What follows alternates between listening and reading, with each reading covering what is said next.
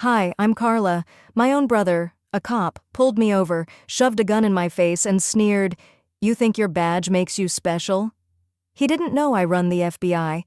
When his captain rushed up and saw me cuffed, he stuttered, then saluted.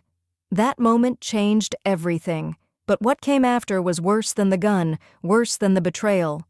Before we start, tell me, where are you listening from, and what would you do if the person aiming the weapon shared your blood? 1C.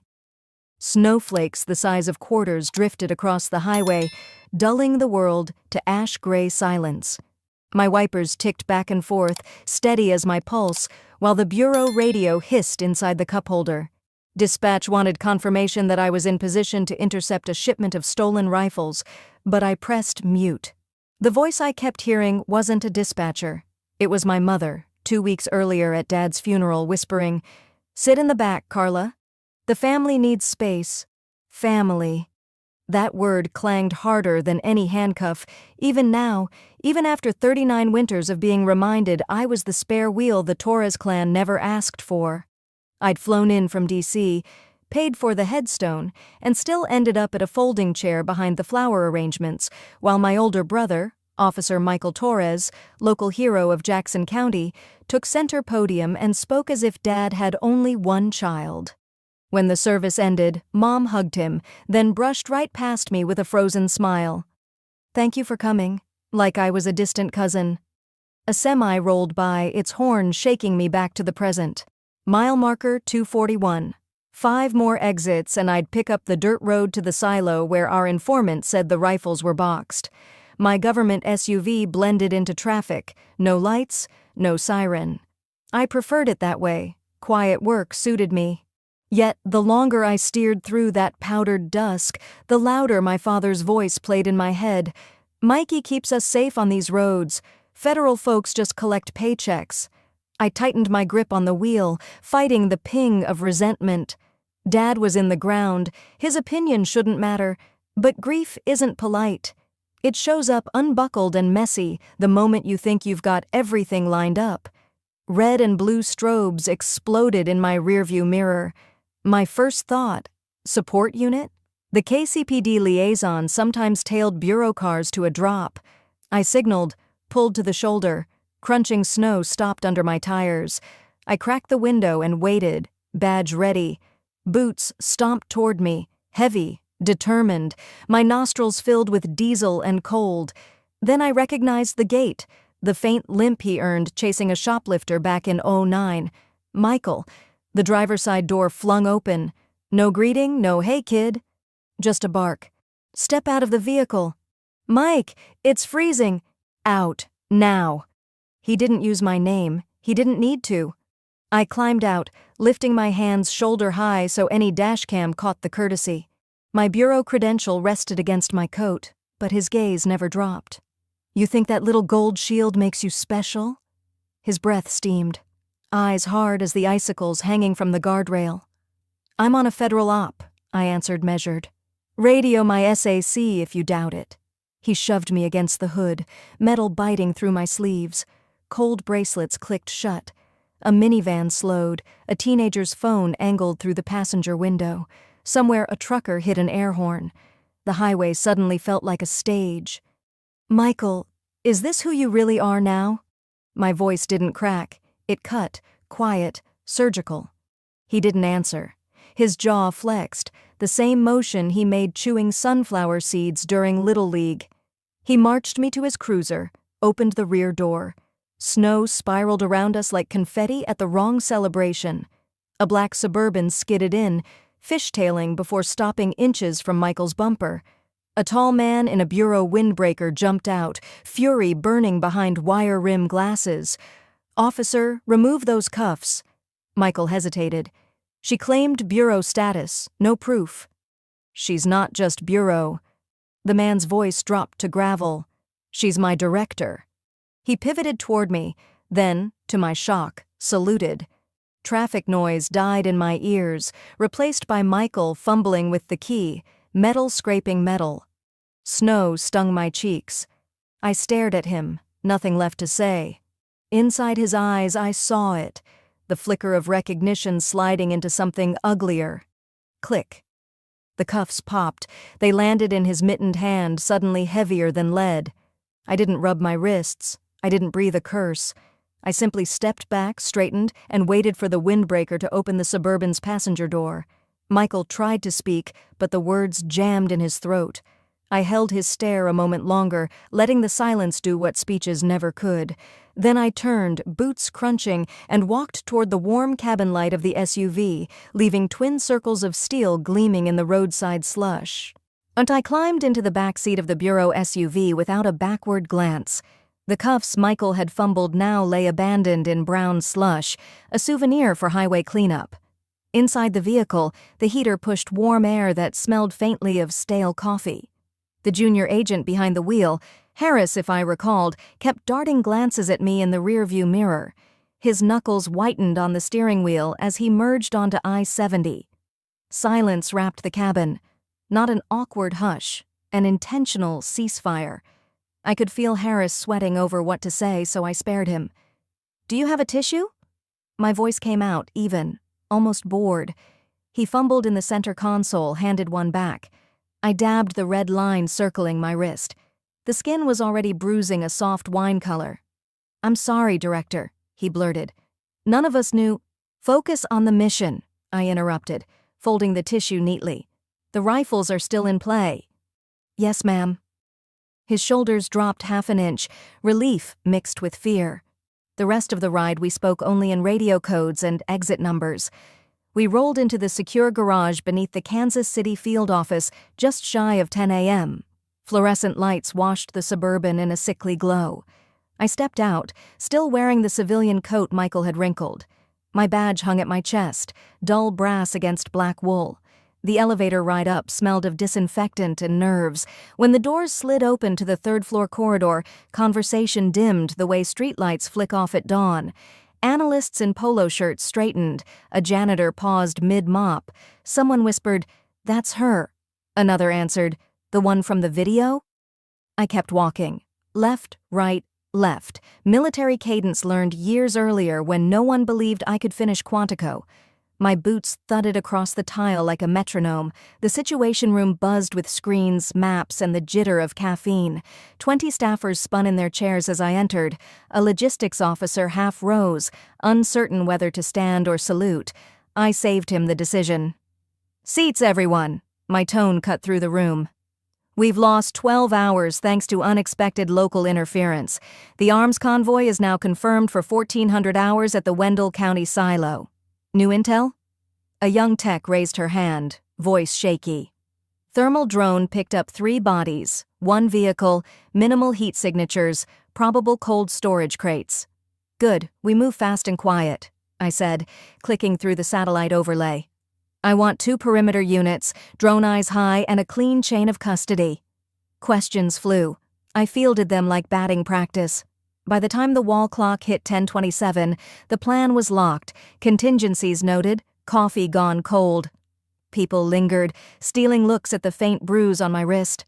I ignored them, turned to leave, and nearly collided with Senior Agent Ross Kimmel. Salt and pepper hair. Loyalty older than my director's parking spot. He cleared his throat. "Director, a word?" I tilted my head toward the hallway.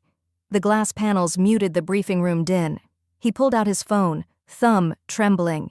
"Ma'am, a dashcam clip from this morning is already on a watchdog site. It'll go national by noon." He exhaled. "And there's more. We intercepted a leak report last week, IP traced to the precinct system. The access log belongs to your brother." For half a heartbeat, I felt that handcuff bite again. Then the sensation passed. "How long have you been sitting on this?" "I got confirmation 30 minutes ago." "Show me the metadata." He handed over a printed sheet. Michael's badge number, timestamps, the same equipment ID that approved 2 forged search warrants last year. I folded the paper once, sliding it into my coat. "We proceed with the operation. No deviations." "Director, with respect, Kimmel, I can't recuse myself because someone in my bloodline lacks integrity." I steadied my breathing. "But thank you for bringing this to me first." As he walked off, a memory flickered. Senior year, chemistry lab, beaker shattered by my elbow. I'd watched glass scatter like stars. Michael stepped in, told the teacher it was his fault. The detention went on his record, not mine. He'd protected me then. Funny how protection curdles into control. I headed downstairs to the armory. Fluorescent hum, cardstock smell of ammunition logs. I signed out a Kevlar vest and placed my name beside the operation code. The quartermaster stared at my bruised wrist but said nothing. Vest strapped, headset checked, I paused at the door. A faint buzz vibrated in my chest pocket. Phone alert. The clip of my arrest had already reached 40,000 views. Comment section erupting in theories, praise, slurs. I powered the screen dark. In the mirror behind the weapons cage, I caught my reflection.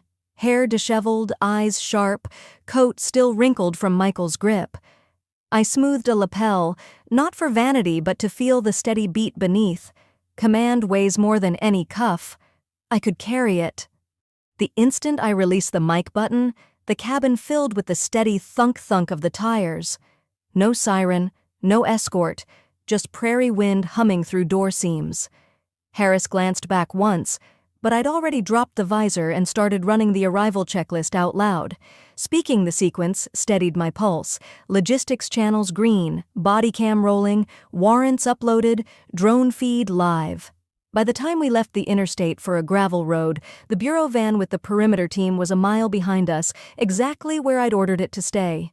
Sunlight bounced off acres of dry wheat stubble. The abandoned grain silo rose ahead, rust-striped and listing, as if Kansas itself had exhaled and forgotten it. I popped my door before the SUV stopped moving, boots landing in dust the color of cinnamon. 40 yards out, I keyed the throat mic. Command. Visual confirmed. Proceeding. No tremor in my voice. Adrenaline kept the syllables crisp. The air near the silo tasted metallic. I pulled my sidearm, edged along the shadow of a cracked concrete hopper, and slipped through a gap in the corrugated wall. Inside, the temperature dropped 10 degrees. Shafts of light cut through bullet holes, painting stripes across wooden pallets stamped with Cyrillic codes. One man in a ski mask counted bundles of bills on a crate. Another stood by a portable radio, humming. I didn't give them time to process a female silhouette. Federal agents, hands where I can see them. My words echoed off metal walls. The counter clicked to the floor. The first smuggler froze. The second reached for something. Bad choice. I delivered a hard command and a harder tackle, cuffing him while the perimeter team stormed in behind me. The takedown felt textbook, almost too smooth. That's when I noticed the burner phone. It lay on an oil drum, screen still glowing, recent call time stamped 4 minutes earlier. Warm device, recent conversation. Against procedure, I tapped playback. A voicemail crackled. Tell them to move it 30 minutes early. She won't be there yet. Make sure no witnesses. Michael's voice, casual, assured, unmistakable. My stomach tightened like someone had cinched a belt. I slipped the phone into an evidence pouch, sealed it, forced my lungs to keep their rhythm. No time to bleed in front of subordinates. A shot rang outside, not at us, warning fire, sloppy and high. I bolted through the jagged opening, dust exploding beneath my boots. A runner in camo bolted toward a tree line. I sprinted, closing ground on adrenaline and anger. He veered, stumbled. I launched, driving him into prairie grass. Soil and chaff filled my mouth. "Who told you to move the drop?" I hissed, pinning his wrists. He spat blood, eyes wide. "Ask your brother. He said you wouldn't pull the trigger." For one heartbeat, my finger hovered above the safety. The prairie fell silent except for both our breaths. I cuffed him instead, muscles shaking, not from strain, but rage too old to name. By 1500 hours the silo was sealed, suspects loaded, rifles inventoried. Back at the field office, fluorescent light washed over congratulatory smiles. I stood at the debrief table, voice even as I listed chain of custody numbers. No one asked why I never mentioned the burner phone. I logged it under an anonymous evidence tag, my initials nowhere near the entry. Paper shields were safer than family. When the chatter died, I slipped into the locker room. Metal benches, chlorine scent from the shower drain, echo of distant phones. I sat, elbows on knees, hands finally free to tremble. The voicemail replayed in my head. Michael arranging to sabotage a federal op, confident I would be late, confident I wouldn't shoot. Years ago, he'd stolen my detention slip so I could play clarinet in the winter concert. Now he was stealing my credibility. A memory burst, uninvited, last Christmas before Dad got sick. Michael balanced 2 plates at the buffet, sliding the bigger slice of pecan pie onto mine. "Fuel up, little sis. Quantico's not feeding you enough." Pride in his grin, warmth in his elbow bump. That boy was gone, replaced by a man who traded oaths for shortcuts. The locker room clock clicked. Operation reports demanded signatures, not sentiment. I stood, smoothed my vest, and tucked the evidence pouch deeper into my go bag. Officially, I'd done my duty. Privately, something cracked. Betrayal wasn't abstract. It was a voice message, a whispered dare, a reminder that blood can clot into stone. I held the burner phone between 2 fingers, studying its cracked screen as if it might confess more than Michael's voice. Confronting him would feel good, briefly, but satisfaction isn't strategy. So I chased a different kind of justice, the kind that ripens slowly in sealed envelopes and evidence lockers. I dialed internal affairs from my hotel room, the shower still fogging the mirror. "Anonymous tip," I began, tone flat. "Level 3 conflict, Officer Michael Torres, audio proof attached." The supervisor tried to pull me into dialogue. Protocol this, sworn statement that, but I offered no story, just the data file. When the call ended, the only sound in the room was the soft click of the air vent. 1 domino down. The second number sat in my contacts under a name I'd never deleted, Colonel Hayden Cole, though he hadn't worn the rank since leaving the Corps for the Bureau. I stared at the screen long enough for it to dim, then I tapped call before I could indulge regret. "Carla." His voice, after 7 silent years, sounded older, smoky. "Thought you were stationed on Mount Olympus these days." "It's urgent," I said. "Memorial Park. Noon tomorrow." A stretch of silence, then a sigh I recognized as reluctant consent. "Same bench?" "Same bench." 2 mornings later, I was back in Washington, the Potomac glinting under a pale sky. Internal affairs took my packet without so much as a handshake. Bureau corridors always smell like carpet glue and ambition. I escaped them as fast as possible. Arlington's rolling greens swallowed traffic noise, leaving only wind and the muted thump of my boots. The marble bench sat beneath an oak, exactly where we'd eaten turkey sandwiches during training lectures, long before Fallujah changed every conversation between us. Hayden arrived precisely at noon, uniform-cut suit, hair threaded with silver. He studied the bruise on my wrist, but greeted me with the ghost of a smile. "You look tired," he said. His eyes flashed concern, not pity. "Sleeps for people without family crises." I handed him a flash drive. "Voice match is 89%. I need your lab to push it to 100, off book." He sat, turning the metal stick in his palm. "Why now?" "Because corrosion spreads. If I don't scrape it out, the whole structure collapses, and I go with it." We watched a funeral detail march by, rifles on shoulders. When the flag folded, Hayden cleared his throat. "Before I run your file, you should know this. They're running one on you." I stayed still. Define they. Office of Professional Responsibility. Someone filed a complaint 6 weeks ago, claims you forged a federal order. My pulse thudded. Filed by? Detective Cassandra Vale. He exhaled my name like a warning. "Your brother's former girlfriend." I leaned back, feeling the bench's cold bite. Cassandra. Freckles. Photographic memory, able to charm a room and hollow it out moments later. She'd once sent me a Christmas card praising women in blue, yet here she was painting a target on my badge. I've pulled timelines, phone pings, email headers. Hayden slid a manila folder between us. Inside, printouts, headshots, a spiderweb of dates. Michael swapped duty shifts the night Cassandra's complaint was stamped. 2 days later, my orders to surveil the gun-running ring were rerouted to a dead inbox. Even my encrypted messages had been bounced through his precinct server. A braid of sabotage, tight and deliberate. "This goes beyond sibling rivalry," Hayden said. "Somebody wants you discredited before a bigger bust hits daylight." I closed the folder, feeling a weight settle across my ribs. "Thank you for not shutting the door." "I never shut it, Carla." The faintest edge of hurt slid under his words. "You walked away." I met his gaze. Years ago, I'd left him on a tarmac in Kuwait, orders in hand, fear in my throat. Now here we were, surrounded by silent white headstones, neither of us certain which war we were fighting. "Help me," I said, voice low, not because we used to share Sunday papers, but because this bureau still means something to both of us. He gave a single nod, the one I remembered from briefings. Mission accepted. We parted near the gate.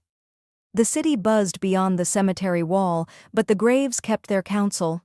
I hailed a cab, opened the folder again during the ride, and committed every date and name to memory.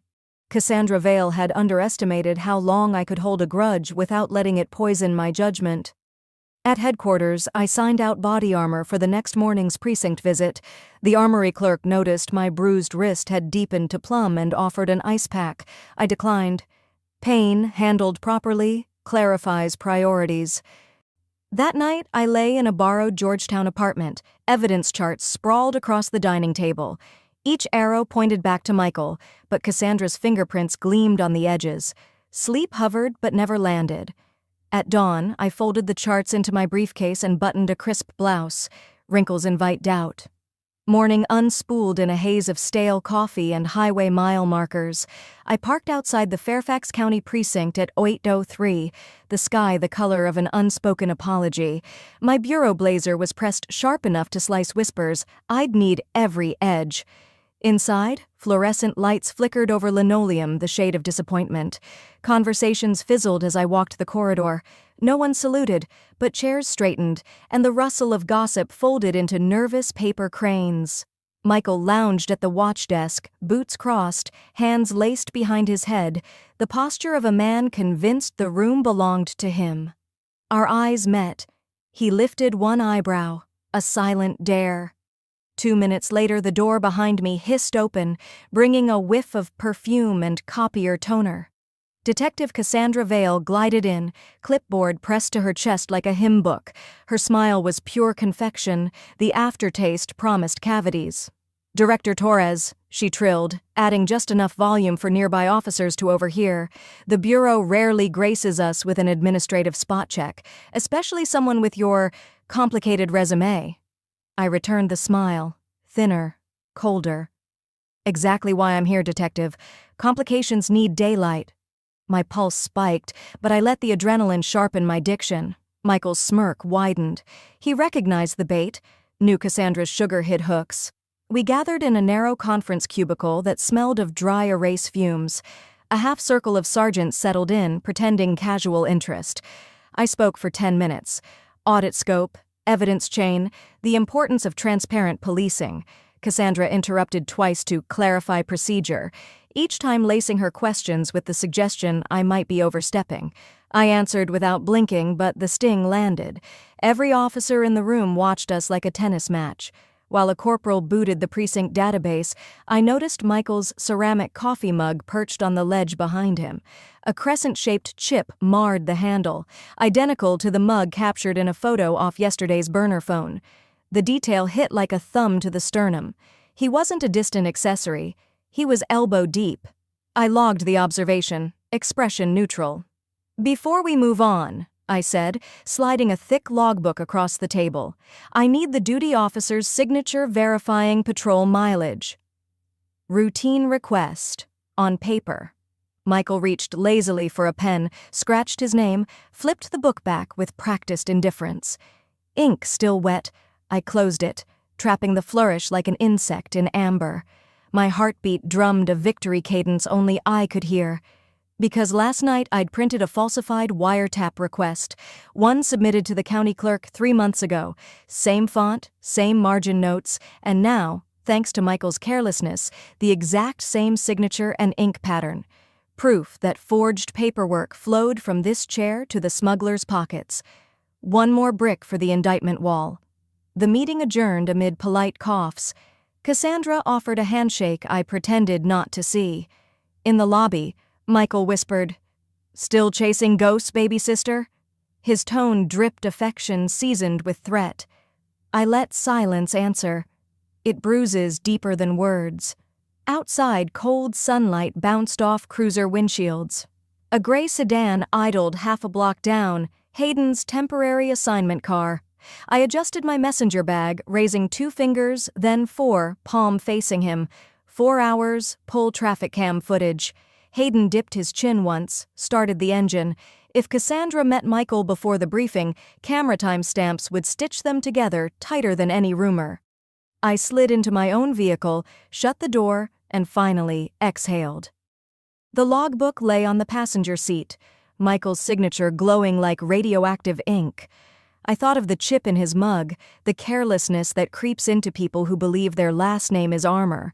Neither of them realized the audit wasn't paperwork, it was a tripwire. I pulled away from the curb, the bureau radio muttering static. The plan had moved another square forward, but victory tasted like penny metal on my tongue. Family warps every triumph. The win always costs full price. We didn't speak much during the drive to the Reston facility. Just the quiet hum of tires on damp pavement and the occasional flick of Hayden's blinker. The weight of the morning still hung over me like fog. Michael's fake smile, Cassandra's sugar-coated venom, and that mug. That chipped mug. My gut said it wasn't just coincidence, and I've learned, never ignore your gut. When we pulled into the gated compound, Hayden keyed in the access code and gave me a look. Not a question, not sympathy, just quiet solidarity. That's all I needed. The surveillance lab was dim, just the blue glow of multiple screens and the hum of the server fans in the corner. I settled into the chair next to him, folded my hands, and let him cue the footage. Station lot, camera 3, timestamp, yesterday 5:30 to 6:00 a.m., he murmured. The grainy video played at triple speed, early delivery vans, a few officers arriving early. Then, at 5:47, a familiar SUV nosed into the lot. Hayden slowed the playback. Michael stepped out first, unbothered. He circled to the passenger side. The door opened. Cassandra. She smoothed down her hair, glanced at the building, then leaned forward and kissed him on the cheek. My fingers curled into my palms. Then she handed him something, a manila folder. Not just any folder. I leaned forward. Hayden froze the frame. There it was, clear as day. The faded blue bureau emblem, worn but distinct, with the outdated pre-2010 classification banner. I stared at it, heart slowing. "That's mine," I said quietly. "That folder, I locked that in Archive C 6 weeks ago. Top shelf. Sealed." Hayden didn't say anything. He didn't have to. Cassandra had access, but not that level of clearance. Unless someone handed her the master code, unless someone wanted her to have it, unless someone, Michael, had planned this with her from the start. "This isn't just personal," I whispered. "They're using bureau files. That's a federal breach." "They knew you'd trace it," Hayden said, "and they didn't care." He reached across me, pulled open a secondary folder on the desk. "There's something else." My stomach tensed before my fingers even touched the paper. The document inside wasn't familiar, but the name at the top was. Subject: Michael Aldridge requested by Cassandra Vega target comparison, Franklin Aldridge. I scanned the rest. DNA verification, full genomic analysis, cross-referenced with multiple blood markers. Result: no biological relation. I didn't blink. Couldn't. My voice, when it came, was hoarse. "He's not my brother?" Hayden said nothing, just watched me, not out of pity, out of preparation. Michael wasn't my brother. Not by blood. Not by any strand of DNA. The man who spent years mocking me, blocking my transfers, undermining my work, whispering poison into every room I entered, he wasn't even family. But he knew. He always knew. I was the one in the dark. Suddenly, the memory hit like a hammer to the chest. I was 14. I had just won second place in the Regional Federal History Bowl. My mother had poured me a glass of lemonade and said, "You're too smart for your own good." Not like your brother." Her tone wasn't proud. It was cold, resigned.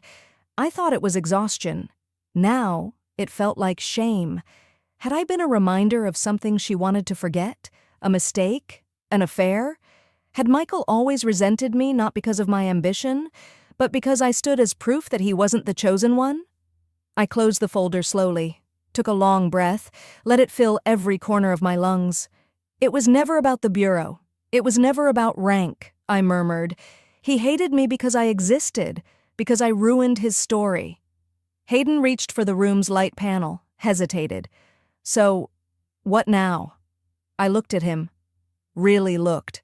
My voice was steady again. "Now, we stop whispering. We go louder." He nodded once. "Then we go all the way." I stood, gathered the evidence, the traffic footage, the DNA results, that stolen file. There were still questions I didn't have answers for, but one thing was clear. If blood didn't make us family, then betrayal certainly did, and someone still owed me the truth about why. The air felt damp with memories as I stepped out of the car. Dew still clung to the hedges, and the sun hung lazily in the sky, already warming the worn siding of my childhood home. I stood at the edge of the driveway for a long moment, not quite ready to face what waited inside. Nothing had changed. The same chipped flower pot sat beneath the windowsill, cradling what I assumed were still artificial geraniums. The wooden eagle my father carved in 1983 still loomed on the front door, its beak cracked from when Michael slammed it shut during one of his tantrums. I opened the door and stepped into stillness. The living room greeted me with the usual smell: lemon-scented cleaner mixed with old carpet and faint traces of bacon. The crocheted doily still clung to the coffee table like it had been glued there. The wooden spoon rack hung proudly over the stove, and the floor creaked under my steps in the exact same places it always had. Only today, none of it felt comforting. It felt like walking through a set built for someone else's life. From the kitchen, I heard her humming, soft and familiar. It was that old gospel tune she always played when she was trying to forgive something. I couldn't remember the lyrics, only the melody, slow, almost mournful. I walked in. Mom stood at the counter in her morning housecoat, rinsing a dish under lukewarm water. Sunlight filtered through the lace curtain, casting fractured shadows across her silver hair. She hadn't heard me yet. I didn't clear my throat. I just said, "Mom." The humming stopped. She turned slowly, dish towel in hand, face unreadable, but not surprised. Her eyes scanned me the way a mother scans her child after a long absence, not for love, but for damage. "You're early," she said, voice steady. I didn't answer that. Instead, I stepped closer and sat down at the small kitchen table, the same table where she used to slice oranges and quiz me on state capitals. "Who is my father?" Her hand froze on the dish. The towel slipped to the floor. For a second, I thought she hadn't heard me. Then she turned back toward the sink. Her shoulders sagged as though someone had placed bricks on them. "Why would you ask that now?" I didn't move. "Because I know Michael isn't my brother. Because there's a report, DNA. Because I found a folder in evidence that was stolen from me. And it had your handwriting on it." She slowly sat down across from me, her hands shaking slightly as she gripped the edge of the table. "I never wanted you to know," she whispered. "I thought if I kept it quiet long enough, it would fade." "Fade into what?" I asked. "Into a lie I was supposed to call family?" "I did what I had to." Her voice cracked. "It was a hard time. I was alone.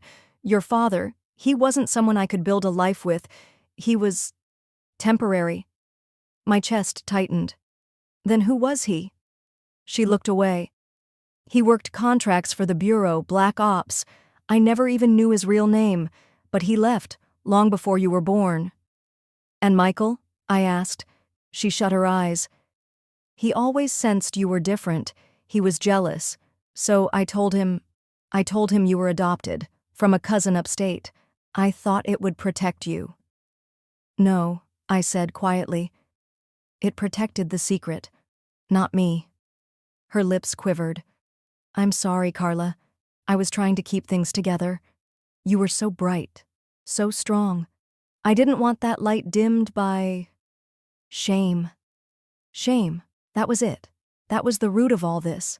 The hushed tone when I got awards, the way she looked away when I brought home certificates, commendations. That wasn't pride, that was guilt. I stood up slowly. The kitchen felt smaller now, like the walls were leaning in. I didn't know what I expected, but it wasn't this. I turned toward the pantry, not really sure why. Maybe to get air, maybe to find a reason to stay grounded.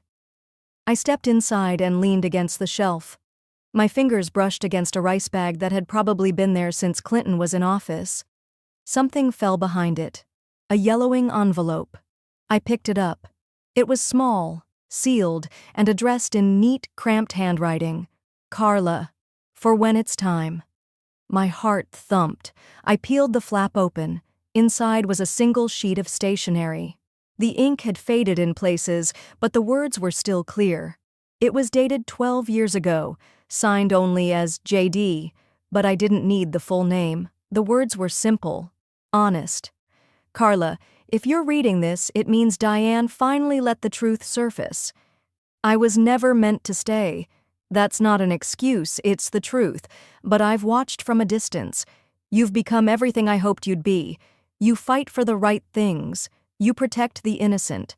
Blood doesn't define your worth. Purpose does. Don't let anyone tell you otherwise. I stared at the letter for a long time, feeling each line carve itself into a part of me I didn't know still needed carving. When I walked back into the kitchen, Mom was standing by the sink again, clutching the same dish. Her shoulders were shaking now, not from anger, but from something deeper. She didn't say anything, just stood there, small and old and silent. I walked to the front door. "Carla!" she called behind me, voice breaking. "Please!" I paused, hand on the knob. I deserved the truth a long time ago, and I stepped out. The wind had picked up. It smelled like wet leaves and soap. I didn't look back. I couldn't. My feet carried me to the car.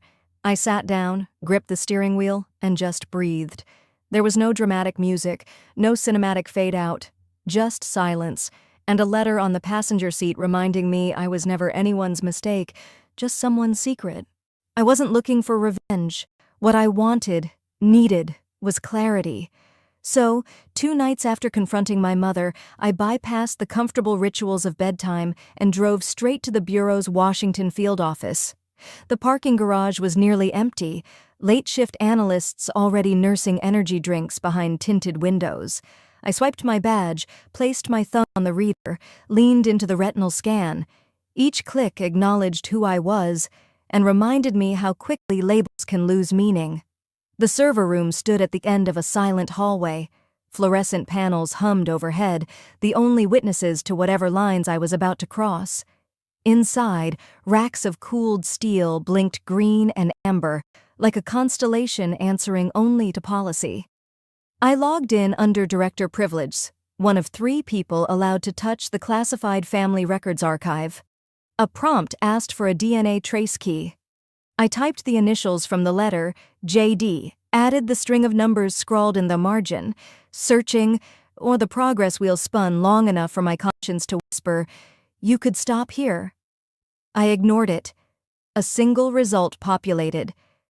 Project Cypress, restricted, sealed.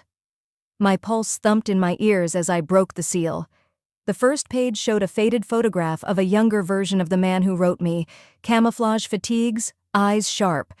Beside it, a summary, covert informant embedded in Rural Law Enforcement Corruption Task Force 1995-2007. Scroll, excerpt 2006. Subject reports systemic falsification of arrest logs, evidence laundering by Sheriff's Office, Orange County, VA, potential links to white supremacist donor network. Then, the entry that iced my lungs. March 12, 2007. Officer Michael Ruiz, badge 49-17, flagged for intimidation and racial profiling. Recommended internal investigation closed after local interference. Ruiz. Michael's birth surname before Mom married again. I braced against the desk.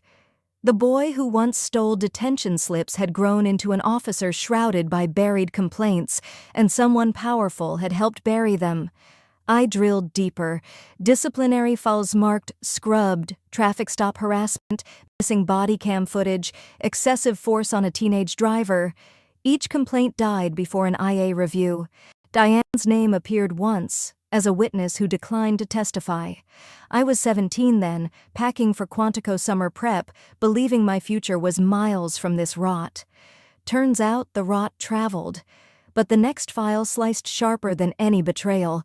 One record half redacted, tagged sensitive, minor. I overrode the lock, heart steady now. A statement appeared, dated October 22, 2003, filed by a 17-year-old girl. Officer Ruiz had pulled her over, mocked her ID photo, threatened to call ICE on her mother, then let her drive off shaking. Complainant initials, KR. My breath caught. I couldn't recall the incident, not fully, a smear in memory, flashing lights, a cold lecture about knowing my place, me gripping the steering wheel until my knuckles went white. I'd gone home, eyes burning, and written everything down on notebook paper. Apparently, I'd mailed it. Apparently, it never mattered. Until now. The cursor blinked, waiting for input. My hands hovered over the keyboard, steady as stone. I opened a new document. Formal, uncompromising.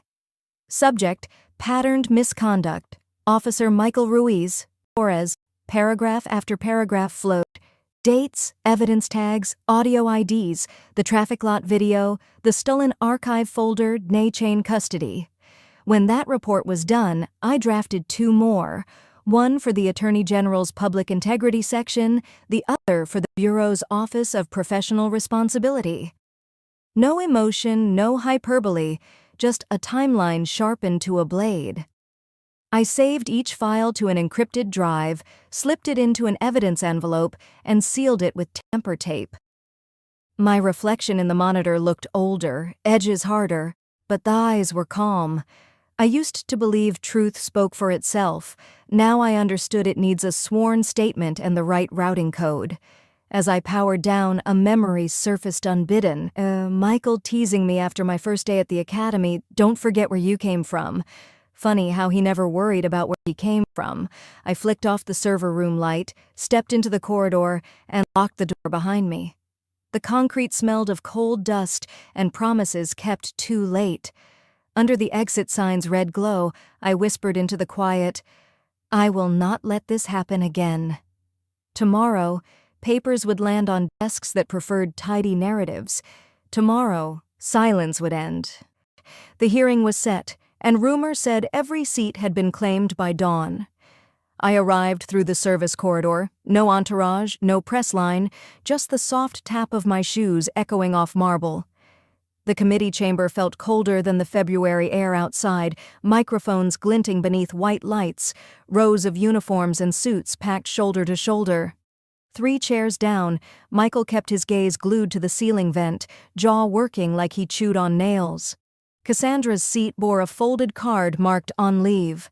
Her absence rang louder than any gavel. I waited while minor witnesses testified, policy analysts, an ethics professor, 2 citizens describing roadside fear. Finally, the clerk called my name. Cameras flashed. I placed my notes on the walnut desk and met each panelist's eyes before speaking. "My name is Carla M. Torres. I serve as director of the Federal Bureau of Investigation." No tremor. No apology. I'm here today because unchecked authority erodes public trust, and because the badge on my jacket should never outrank the truth. I outlined the timeline. A routine night drive turned hostile, my brother's gun at my face, forged wire requests carrying his signature, Cassandra's theft of sealed evidence. I described the hidden traffic lot rendezvous, the decades-old complaints that vanished like smoke, my own forgotten teenage report resurfacing in redacted ink. Every sentence landed clean, clipped, each pause designed to let the words sink rather than sting. When I finished, I folded my pages and added one final line. "Power is a loan, not a birthright.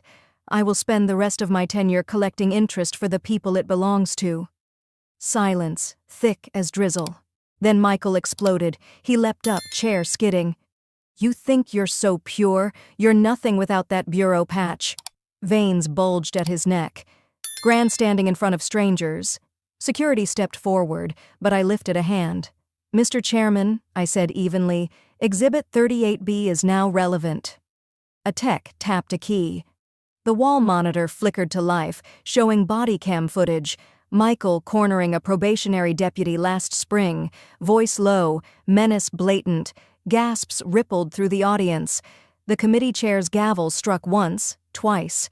Michael's shoulders deflated as if someone had opened a valve. The ruling came swiftly, suspension without pay pending criminal indictment. Cassandra's attorney submitted her resignation via email before the lunch break. Reporters surged, flashing bulbs like summer lightning, but I offered no headline. My silence sufficed. Outside, winter sun bounced off courthouse stone. Hayden fell into step at my left, Agent Lind at my right.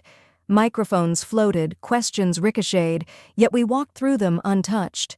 3 silhouettes against glaring light. No victory lap, just clear air and the sense that a door had finally closed. Weeks later, a padded envelope arrived at my office. No return address, only my name in teenage handwriting. Inside lay a letter I'd penned at 17. The night Officer Ruiz humiliated me on Route 29. I had poured anger onto lined paper, sealed it, and apparently never mailed it. Mom must have tucked it among her keepsakes before guilt turned to dust. One line read, "Don't let him take your fire." I struck a match, watched the flame crawl across that fragile past, and let the embers fall into a porcelain dish. Not out of bitterness, but release. Some stories end better as ash than as evidence. They tried to silence me, first with shame, then with a badge, and finally with fear. But what they forgot is that silence can also be power when it's used to end a cycle.